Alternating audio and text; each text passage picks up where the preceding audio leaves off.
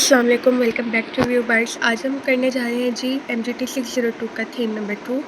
आज के थीम में हम देखेंगे कि एंटरप्रेन्योरशिप का मतलब सिर्फ यही नहीं होता कि आपने अपना खुद का एक न्यू बिज़नेस स्टार्ट किया है, ठीक है।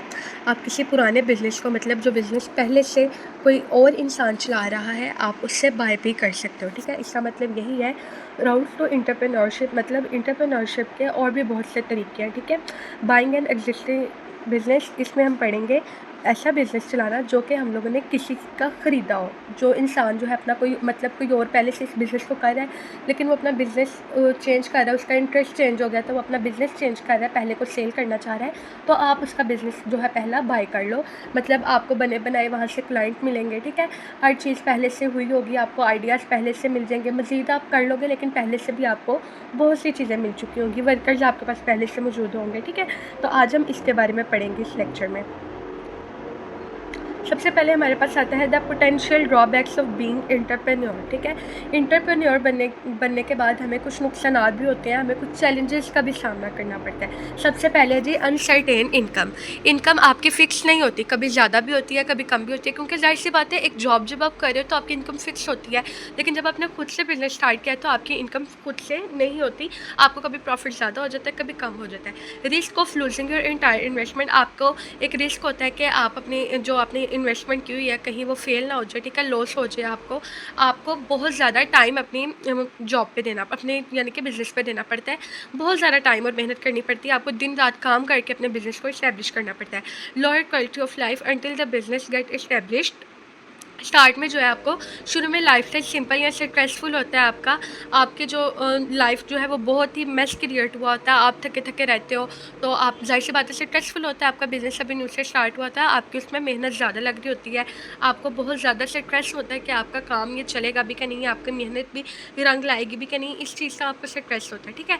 उसके बाद you can't blame anyone, no one to blame, ठीक है। गलती हो जाए तो जिम्मेदार भी आप खुद होते हो, आप किसी और को ब्लेम भी नहीं इस चीज़ पर कर सकते। Initial failure and discouragement. शुरू में अक्सर नुकसान या फेलियर फेस करना पड़ता है, लेकिन जब आप हिम्मत नहीं हारते, हार्ड वर्किंग करते रहते हो, तो आप उसमें कामयाब भी हो जाते हो। मल्टीटास्किंग होता है, जब आप स्टार्ट में होते हो, स्टार्ट में तो आप वर्कर्स को हायर नहीं कर सकते ना, तो आपको खुद से ही हर काम करना होता है, आपको मैनेजमेंट खुद से करनी होती है, आपको एक जो है बिज़नेस का वो भी खुद बनना होता है, मैनेजर भी खुद बनना होता है, आपको एम्प्लॉय भी खुद ही बनना होता है, आपको बॉस भी खुद ही होना होता है, ठीक है। हर चीज़ आपको खुद करनी होती है, मतलब आप एक मल्टीटास्कर होते हो, आपको अकाउंट खुद देखने पड़ते हैं, मार्केटिंग खुद करते हो, ठीक है। उसके बाद आता है जी फैमिली एंड सोशल रिस्क। आप अपनी फैमिली में टाइम कम देने लग जाते हो, टाइम कम हो जाता है, आपके सोशल काम जो होते हैं, आपके दोस्तों के साथ उठना बैठना, ये हर चीज़ कम हो जाती है, ठीक है। इससे आपके रिलेशंस भी इफेक्ट हो सकते हैं। जाहिर सी बात है ये सारी चीज़ें जो है ये टाइम मांगती हैं, तो जब आप टाइम नहीं दे पाओगे तो इन चीज़ों पर भी इफेक्ट आएगा। उसके बाद आता है डेब्ट प्रेशर।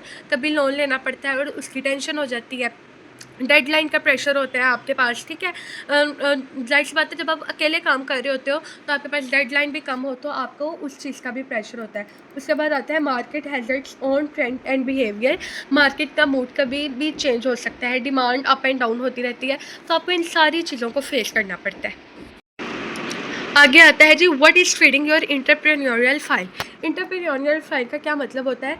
इसका मतलब होता है वो चीज़ें जो किसी को अपना बिजनेस स्टार्ट करने या ग्रो करने के लिए मोटिवेट करती है। मतलब आजकल के यंग पीपल्स में इंडिपेंडेंसी बहुत आई हुई है कि भाई हमने इंडिपेंडेंट बनना है और हमने बिजनेस स्टार्ट करना है, ठीक है।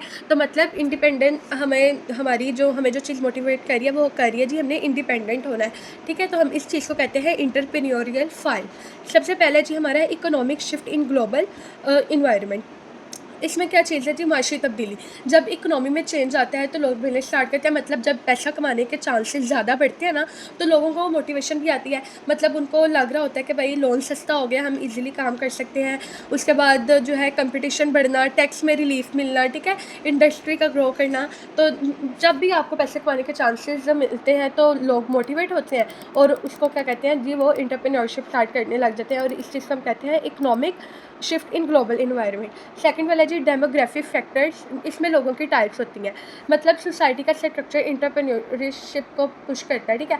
यहाँ लोग ज़्यादा बिजनेस स्टार्ट करते हैं, वुमेन इंटरप्रेन्योर्स भी जो है ना बहुत ज़्यादा बढ़ रही हैं। उसके बाद जो कपल्स जो है जो काम करते हैं मिलकर, वो भी अपना एक बिज़नेस स्टार्ट करना शुरू किया हुआ है। अर्बनाइजेशन, इसमें अर्बन एरियाज़ में अपॉर्चुनिटीज़ ज़्यादा होती हैं। होम बेस्ड या पार्ट टाइम बिजनेस भी कर रहे हैं, बहुत से लोग कर रहे हैं आजकल, ठीक है। उसके बाद थर्ड वन है जी एंटरप्रेन्योरियल एजुकेशन। बिज़नेस के बारे में पढ़ना और स्किल्स सीखना लोगों को मोटिवेट करता है। मतलब अगर हम अब बिज़नेस के बारे में पढ़ रहे हैं ना, तो ये चीज़ हमें मोटिवेट करती है कि भाई हम भी अपना एक छोटा सा बिज़नेस ओपन करेंगे, हम भी एंटरप्रेन्योरशिप करेंगे, ठीक है। उसके बाद चौथा आ रहा है जी इंक्यूबेशन सेंटर। ये ऐसे सेंटर्स हैं जो लोगों को सपोर्ट करते हैं, ठीक है, कि आप इजीली अपना काम स्टार्ट कर लो, ट्रेनिंग देते हैं, गाइडेंस देते हैं। ये हमने लास्ट वाली थीम में पढ़ा भी है। उसके बाद है shift to a service economy. आजकल मैन्युफैक्चरिंग से ज़्यादा जो है ना बिज़नेस हो रहे हैं, फ्रीलांसिंग हो रही है, ऑनलाइन सर्विसेज, ये चीज़ें ज़्यादा ग्रो कर रही हैं, ऑनलाइन चीज़ें। उसके बाद आता है जी टेक्नोलॉजिकल एडवांसमेंट जो है, इसमें यह है कि मोबाइल होते हैं, जो इंटरनेट होते हैं, इन चीज़ों के थ्रू भी हम देखते हैं कि भाई हमें बिज़नेस करना है। ये चीज़ें भी हमें अक्सर बहुत मोटिवेट करती हैं। जिन्होंने मोटिवेट होना हो ना, वो इंटरनेट मोबाइल के थ्रू, कुछ लोग कहते हैं कि भाई ये चीज़ें बिगाड़ रही हैं, लेकिन अगर एक तरफ से देखा जाए, इनका तो हर चीज़ का एडवांटेज भी होता है और डिसएडवांटेज भी होता है। तो इनका एडवांटेज ये भी है कि आप इन चीज़ों से बहुत कुछ सीख भी सकते हो, अगर आप लोग इनसे सीखना चाहो। लेकिन जब ना सीखना चाहो तो फिर आप कुछ भी नहीं सीख सकते। उसके बाद आता है सातवां सेल्फ अकम्पलिशमेंट एंड ग्रेटिफिकेशन। कुछ लोग अपनी सक्सेस और इज़्ज़त के लिए भी बिज़नेस करते हैं, भाई हमारा एक नाम होगा सोसाइटी में, तो हम लोगों ने भाई बिज़नेस स्टार्ट करना है। पर्सनल रीजंस जैसे जॉब ना मिलना और इंडिपेंडेंसी चाहना, ठीक है, ये फैमिली को सपोर्ट करने के लिए भी आप स्टार्ट करते हो। उसके बाद आता है जी e commerce and world wide web. Online business जैसे अमेजोन हो गया, दराज हो गया, फ्रीलांसिंग, ये सारा कुछ जो है ना, इन सब ने बहुत ज़्यादा अपॉर्चुनिटीज़ क्रिएट की हैं। तो ये सारी चीज़ें जो है लोगों को क्या करती हैं, मोटिवेट करती हैं एंटरप्रेन्योरशिप करने के लिए। तो जो चीज़ हमें मोटिवेट करती है एंटरप्रेन्योरशिप के लिए, उसको हम कहते हैं एंटरप्रेन्योरियल 5। उसके बाद आता है जी how to become an entrepreneur, ठीक है। अब हम एंटरप्रेन्योर कैसे बन सकते हैं? एंटरप्रेन्योर बनने के तरीके हैं, जैसे आप न्यू बिज़नेस स्टार्ट कर सकते हो, ठीक है, ये तो सबको पता है। क्रिएट अ न्यू वेंचर, ठीक है, अपनी आइडिया से आप नया बिज़नेस स्टार्ट करते हो, जैसे ऑनलाइन शॉप होगी, कोई कैफ़े हो गया, या कोई ऐप बनाते हो, ठीक है। उसके बाद कोई एग्जिस्टिंग बिज़नेस आप ख़रीद लेते हो, मतलब जो बिज़नेस पहले से चल रहा हो लेकिन वो कोई इंसान उसको सेल करना चाहे तो आप उसको बाय कर लेते हो। थर्ड ये होता है कि आप जो है अपने फैमिली का बिज़नेस ज्वाइन कर लेते हो, ठीक है, ये सारी चीज़ें होती हैं। अब एंटरप्रेन्योर बनने के लिए आपके बैकग्राउंड से कोई फ़र्क नहीं पड़ता कि भैया आपको बैकग्राउंड अच्छा होना चाहिए। बैकग्राउंड आपका एंटरप्रेन्योर ही होगा तभी आप करोगे, वरना नहीं। आपका बैकग्राउंड कुछ भी हो सकता है, आप इंजीनियर भी हो सकते हो, आपने डॉक्टरी की स्टडी की हो सकती है, आप कॉमर्स हो, आप बिज़नेस स्टूडेंट हो, ठीक है, कोई भी प्रोफेशनल हो, आप कंप्यूटर साइंस के स्टूडेंट हो, ज़रूरी नहीं है आप इंजीनियर हो तो आप एंटरप्रेन्योर बन ही नहीं सकते, आप डॉक्टर हो तो आप एंटरप्रेन्योर बन ही नहीं सकते। ऐसा कोई सीन नहीं है, ठीक है। इसमें उन्होंने यही कहा हुआ है, बैकग्राउंड से फ़र्क नहीं पड़ता, आप खुद से कुछ भी हो, मतलब आपका बैकग्राउंड जो भी, आप फिर भी एंटरप्रेन्योर बन सकते हो। अच्छा, उसके बाद देखिए, मैंने आपको कहा आप फैमिली बिजनेस को ज्वाइन कर सकते हो, फिर भी आप एंटरप्रेन्योर बन सकते हो, ठीक है, तब भी आप एंटरप्रेन्योर हो, तब आप हो गए फैमिली एंटरप्रेन्योर, ठीक है। उसके बाद फ्रेंचाइजिंग जो होता है, किसी फेमस ब्रांड का बिजनेस मॉडल यूज़ करते हो आप, ठीक है, या उसकी ही ब्रांच को खोलते हो, जैसे मैकडोनल्ड्स, KFC वगैरह होगी, इनके साथ आप कॉन्टैक्ट करके इनकी ब्रांच के नेम पे ही अपना बिजनेस स्टार्ट करते हो। तो ये सारा कुछ आ जाता है एंटरप्रेन्योर में। अब है जी how to create a new venture, कि अगर अब आप नया बिज़नेस स्टार्ट करें तो आप किस तरह से करोगे। ज़ाहिर सी बात है, जब नया बिज़नेस स्टार्ट हो रहा है तो वो ज़ीरो से स्टार्ट होता है, उसमें आपका टाइम भी ज़्यादा होता है, आपको रिस्क भी ज़्यादा लेना पड़ता है, फिर आपके पैसे भी ज़्यादा लगते हैं, ठीक है। अब इसमें क्या इशूज़ एंड चैलेंजेस आते हैं, ठीक है। न्यू बिज़नेस स्टार्ट करते वक्त आपको कुछ प्रॉब्लम्स होती हैं, जैसे आपको इंक्यूबेशन सेंटर्स का रोल, ठीक है, इसमें आपको सपोर्ट चाहिए होती है, आपको ट्रेनिंग चाहिए होती है, तो इसमें आपको इंक्यूबेशन सेंटर जो है वो बहुत अच्छे से हेल्प करते हैं, ठीक है। वो आपको एक अच्छा मेंटोर देते हैं, क्योंकि आपको इन चीज़ों की ज़रूरत होती है, आपको एक मेंटोर की भी ज़रूरत होती है जो आपको गाइड कर सके। आपको इन्वेस्टर की भी ज़रूरत पड़ सकती है, अगर आपके पास पैसे कम है, पैसे कम करना एक इशू है ना, तो आपको एक इन्वेस्टर की भी ज़रूरत पड़ सकती है। अब इन्वेस्टर एक चैलेंजर है भाई, एक अच्छा इन्वेस्टर भी आपको ढूंढना पड़ता है। उसके बाद मार्केट को नॉलेज आपको होना ज़रूरी है, कि मार्केट समझ में आना ज़रूरी है कि उस मार्केट में आप किस तरह से काम करोगे, किस तरह से नहीं करोगे। प्रोडक्ट की जो डेवलपमेंट इशू है वो भी आपको आता है, कि आप प्रोडक्ट को किस तरह से बनाओगे और उसको किस तरह से इम्प्रूव करोगे। उसके बाद है stages of new ventures creation. अब steps of starting a business के कुछ जो है बिज़नेस के स्टेप्स होते हैं, स्टेजेस होती हैं। जैसे सबसे पहला है जी एक कल्चर एंड मार्केट अवेयरनेस, ठीक है। आपको सबसे पहले एक आइडिया होना चाहिए कि आपका कल्चर क्या है, आपकी मार्केट, जिस जगह पे आप काम कर रहे हो उस मार्केट में आपको किन चीज़ों की ज़रूरत है, इस मार्केट में आपको किस तरह से काम करना है, आपको मार्केट अवेयरनेस होनी ज़रूरी होती है। उसके बाद है इन्फॉर्मेशन सीकिंग। आपको इन्फॉर्मेशन ढूँढनी पड़ती है, मार्केट और कंपटीटर्स के बारे में रिसर्च करना पड़ता है कि आपको इन जगहों पे किन चीज़ों की ज़रूरत है। Strong intention to start a business. अब बिज़नेस स्टार्ट करने के लिए आपके पास एक बहुत मजबूत इरादा होना चाहिए, पक्का इरादा होना चाहिए। अगर आपके पास स्ट्रॉन्ग इंटेंशन हो तभी आप काम करोगे। अगर आपके पास स्ट्रॉन्ग नहीं, आप बस सोच रहे हो तो बस फिर आप सोचते ही रहते हो, आप काम नहीं कर पाते। इसलिए आपको इसके लिए एक स्ट्रॉन्ग इंटेंशन होगी तो आप एक न्यू वेंचर जो है न्यू क्रिएट कर सकते हो। उसके बाद आइडिया फॉर अ प्रोडक्ट और सर्विस। अब आपने जो सर्विसेज देनी है आपको उनके बारे में सोचना पड़ता है कि आपने किस तरह से सर्विस देनी है। Pre start preparation. आपको फिर अपना जो बिज़नेस है वो स्टार्ट करना पड़ता है। आप फिर प्लान करते हो अपनी किस तरह से स्टार्ट करना है, रिसोर्सेज जनरेट करते हो, ठीक है। फिर आप इस तरह से अपना सारा सेटअप तैयार करते हो। फिर आप क्या कर लेते हो जी, स्टार्टअप चैलेंज। फिर आप इजीली अब आप अपने बिज़नेस को लॉन्च कर देते हो, इजीली लॉन्च करते हो। फिर आपको शुरू में स्टार्टअप चैलेंजेस का मतलब आपको शुरू में बहुत से ज़्यादा जो है इश्यूज़ क्रिएट होते हैं, आपको फेस करनी पड़ती हैं बहुत सी चीज़ें। कभी आपके पास कस्टमर कम आ रहे होते हैं, आपको जो है ना जो होती है एम्प्लॉय की भी ज़रूरत होती है। जब तो आपको एम्प्लॉय भी मुश्किल से मिल गए होते हैं। कई एम्प्लॉय को ये होता है कभी तो ये न्यू बिज़नेस कर रहा है तो हमें क्या पे देगा, ठीक है। तो वो इस तरह से आपको इन चीज़ों में थोड़ा सा इशू फेस करना पड़ता है। उसके बाद अब इसमें उन्होंने की पॉइंट जो आपको बताए हुए हैं कि ये आपको मद्देनज़र रखने चाहिए जब भी आप अपना बिज़नेस स्टार्ट करना चाह रहे हैं। तो आपको इन चीज़ों का ज़रूर पता होना चाहिए कि आपकी इकोनॉमी क्या है, ठीक है। आपके सबसे पहले आपका बिज़नेस प्लान बहुत ज़रूरी होता है। तो जो बिज़नेस आप करने जा रहे हैं इसमें आपका इंटरेस्ट है कि नहीं है, आप इसको ईजिली प्लान कर सकते हो, ऑर्गेनाइज़ कर सकते हो कि नहीं कर सकते, ठीक है। फिर उसके बाद उसके रिसोर्सेज तो आपको पता होना चाहिए कि आपको ईजिली इसके रिसोर्सेज अवेलेबल हो सकते हैं कि नहीं, या बाद में भी हो सकते हैं कि नहीं। ये ना हो आपको बाद में भी वो अवेलेबल ही ना हो तो आप स्टार्ट कर लो। आप इन चीज़ों को भी सोचना चाहिए कि वो बाद में भी अवेलेबल हो सकते हैं कि नहीं, कि चलो अभी मेरे पास कम है, बाद में इंशाल्लाह मेरे पास ज़्यादा हो जाएंगे, ये मैं करूँगा, इस तरह से मैं मेहनत करूँगा तो हो जाएंगे, ठीक है। ये चीज़ें आपको पता होना चाहिए। मार्केटिंग रिसर्च आपने ज़रूर करनी है, ठीक है। इन्वेस्टर की जो नीड है वो भी आपको होती है, कंपटीटर को समझना चाहिए। ये सारे जो है ना आपके की पॉइंट्स हैं। इन की पॉइंट्स को देख के आपने जो है अपना न्यू वेंचर जो है, न्यू बिज़नेस जो है वो स्टार्ट करना होता है। अब आता है जी how to buy a business, कि जो बिज़नेस आपने ख़रीदना है जो पहले से चल रहा है उसमें किन चीज़ों को देखना पड़ेगा। सबसे पहले जो क्रिटिकल क्वेश्चन होते हैं ये होता है आपको खुद से करने चाहिए कि जो बिज़नेस आप खरीदने जा रहे हो इसके रिलेटेड आपको कोई एक्सपीरियंस है कि नहीं है। उस बिज़नेस में जो आप ख़रीद रहे हो उसमें प्रॉफिट है या लॉस है, जो आप ख़रीद रहे हो वो पहले से लॉस में तो नहीं चल रहा। उसके बाद कस्टमर्स कैसे हैं उसके, उसकी मार्केट कैसी है, ये सारी चीज़ देखनी होती हैं। अब उस बिज़नेस में जो चीज़ें बन रही हैं या जिस चीज़ की वो सेल है सारे कुछ, उसकी प्राइस कैसी है, सही भी है या नहीं है, कोई ओवर ही प्राइस दी हुई है या बहुत ही लो दी हुई है जिससे लॉस हो जाए, ठीक है। अब उस बिज़नेस वाले ने उससे जो जिसका वो पहले से बिज़नेस है कहीं उसने लोन तो नहीं लिया हुआ या उस कंपनी के साथ या उस बिज़नेस के साथ कोई लीगल इशू तो नहीं है। अब इसके कुछ एडवांटेजेस भी होते हैं। एडवांटेजेस क्या होते हैं कि आपको रेडीमेड बिज़नेस मिलता है, कस्टमर पहले से होते हैं, आपके पास लोकेशन, स्टाफ, हर चीज़ आपके पास पहले से होती है। आपके जो शुरू में टाइम ज़्यादा लगता है आपके बिज़नेस को प्लान वगैरह करने में, वो सारी टाइम और एफर्ट जो है वो सेव होती है। इसके कुछ डिसएडवांटेजेस भी है, वो यह है कि बिज़नेस लॉस में भी हो सकता है पहले से, ठीक है, तभी वो बेच रहा हो, ठीक है। उसके बाद जो हिडन डेब्ट्स होते हैं या लीगल प्रॉब्लम्स हो सकती हैं जो वो आपको ना बताए, आपको कहे हाँ भाई सब कुछ ठीक है, और वो आपको सेल कर दे तो बाद में आपको वो सारी चीज़ें झेलनी पड़े, ठीक है। और बैड रेपुटेशन भी आपको मिल सकती है अगर वो पहले से ही इस तरह से मतलब लॉस में है या उसकी क्वालिटी अच्छी नहीं है तो वो आपको फिर मतलब अच्छी, जाहिर सी बात है, अच्छा तो कोई भी आपको रिस्पॉन्स नहीं देगा, फिर आपको बैड ही रिस्पॉन्स मिलेगा। उसके बाद आपको ये देखना चाहिए कि ये बिज़नेस सेल क्यों हो रहा है। वही चीज़ कि ये कोई मतलब ओल्ड एज या इलनेस की वजह से वो सेल कर रहा है, या desire to relocate in a different section of the country, या वो उसकी ख्वाहिश है कि मैं किसी इसी मुल्क में किसी और जगह पे इसको बनाऊँ, ठीक है। ये सारी चीज़ें आपको देखनी पड़ती है, कहीं उसको लॉस तो नहीं हो गया हुआ सेल में, या कोई अनप्रॉफिटेबल बिज़नेस तो नहीं है ये, या इसके साथ कोई लीगली इशू तो नहीं चल रहा। तो इन सारी चीज़ों को देख के आपको बिज़नेस को बाय करना होता है। ये लास्ट पे एक लाइन है, beware of sellers who may have cook the books to make the business more attractive. आपको जो बिज़नेस सेल कर रहा है ना जो बंदा, उस बहुत आपको ध्यान से उस बिज़नेस को ख़रीदना पड़ता है कि कहीं उसने कोई फेक अकाउंट या रिकॉर्ड तो नहीं बनाया हुआ जिससे उसका बिज़नेस जो है बहुत प्रॉफिटेबल और अट्रैक्टिव लग रहा हो। क्योंकि बहुत से लोग अपने बिज़नेस को सेल करने के लिए ये चीज़ें भी करते हैं कि भाई हमारा जो अकाउंट है, हमारा जो बिज़नेस का अकाउंट है वो बहुत ज़्यादा अट्रैक्टिव लगे और प्रॉफिटेबल लगे तभी बाय होगा, ठीक है। तो इस वजह से आपको इन चीज़ों का बहुत अच्छे से ख्याल रखना पड़ता है। उसके बाद आता है जी एग्जामाइनिंग द फाइनेंशियल डाटा।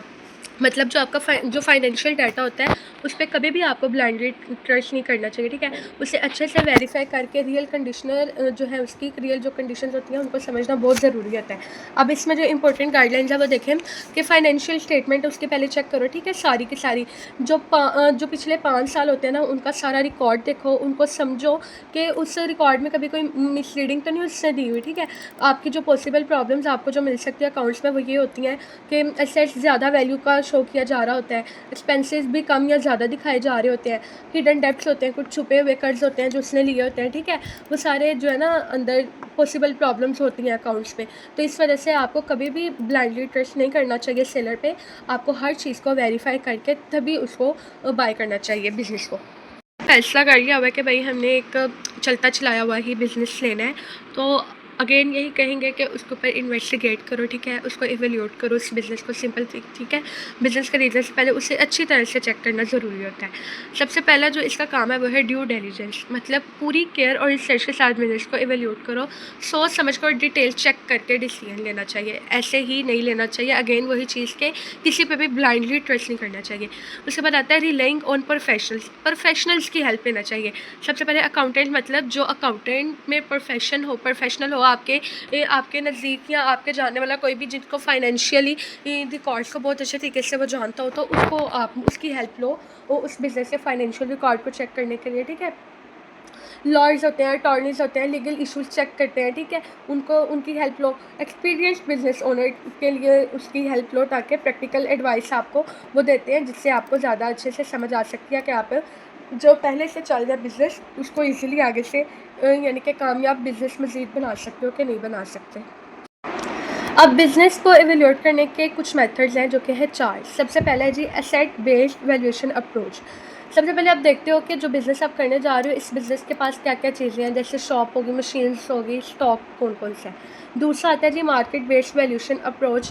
देखते हो कि ऐसा सेम बिज़नेस मार्केट में कितने में बिक रहा है, ठीक है, और दूसरे लोग इसको कितने में बेचना चाह रहे हैं।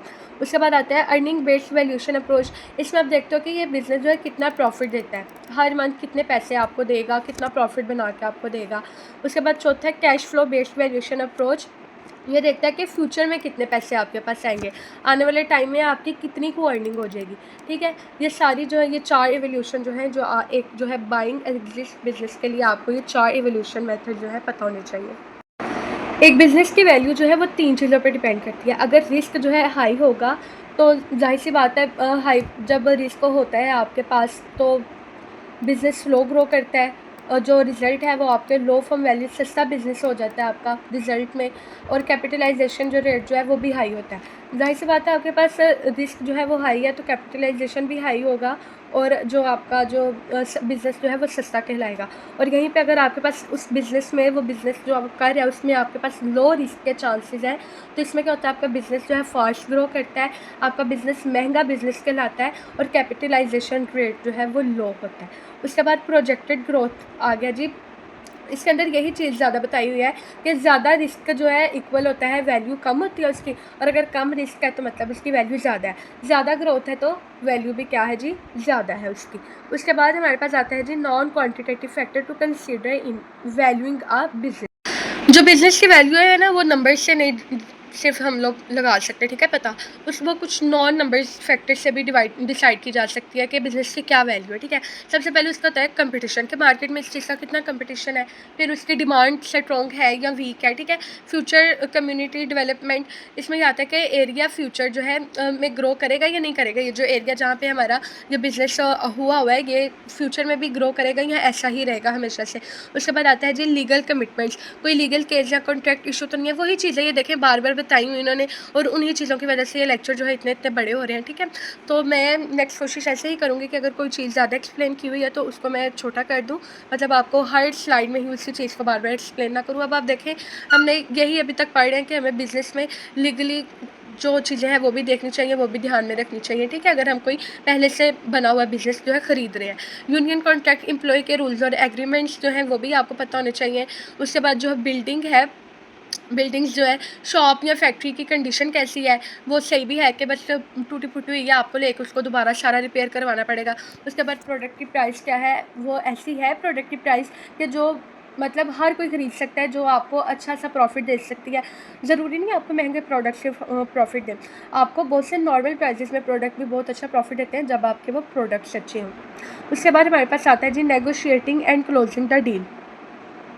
बिज़नेस खरीदना फाइनल स्टेज पे होता है तो दो मेन चीज़ें होती हैं, एक होता है टर्म्स ऑफ परचेज़ और एक होता है closing the sale. Terms of purchase में क्या होता है कि आप सिर्फ चीज़ें खरीद रहे हो, मतलब स्टॉक खरीद रहे हो, मशीनरी खरीद रहे हो, या पूरा बिजनेस ही उसका खरीद रहे हो, ठीक है, ये आता है टर्म्स में। उसके बाद आता है इंडेमनिफिकेशन क्लॉज, अगर बाद में लॉस या लीगल इशू होता है तो उसका जिम्मेदार कौन होगा, ठीक है। पेमेंट मेथड, आप पेमेंट उसको एकदम सारी कर रहे हो या इंस्टॉलमेंट में कर रहे हो। उसके बाद आता है क्लोजिंग द सेल, अब आप जो है डील को फाइनलाइज कर रहे हो, उसके साथ जो थर्ड पार्टी, जो न्यूट्रल पर्सन है, वो डील को हैंडल करता है। बिल ऑफ सेल जो है, मतलब ऑफिशियली जो आपका जो डॉक्यूमेंट होता है वो प्रूफ होता है। उसके बाद टैक्स सर्टिफिकेट, टैक्स जो है क्लियर चेक होते हैं सारे, और payment agreement and guarantees, seller को पेमेंट का प्रॉपर प्रॉमिस किया जाता है। अगर आप इंस्टॉलमेंट में कर रहे हो तो उसका भी एक प्रॉपर कॉन्ट्रैक्ट आप बना सकते हो, ठीक है। ये सारी चीज़ें आपको ध्यान में रख के अपना बिजनेस को डील करना होता है। यह था ये आज की आपकी थीम नंबर 2 या लेक्चर नंबर 2। तो अगर आपको किसी भी चीज़ की समझ नहीं आई तो आप मुझे कमेंट बॉक्स में पूछ सकते हैं। थैंक यू सो मच, मिलते हैं आपसे नेक्स्ट लेक्चर में, तब तक के लिए अल्लाह हाफ़िज़, जज़ाकल्लाह।